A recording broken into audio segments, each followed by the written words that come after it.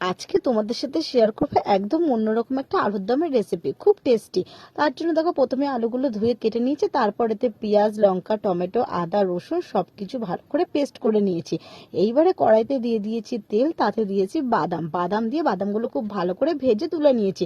তারপর সেই তেলে দিয়ে দিয়েছি তেজপাতা আর পেঁয়াজ ফোড়ন দিয়ে পেঁয়াজটা লাল লাল করে ভাজা হওয়ার পর আলুগুলো দিয়ে দিয়েছি। আলু দিয়ে তাতে একটু নুন আর হলুদ দিয়ে বেশ ভালো করে ভেজে নিয়েছি।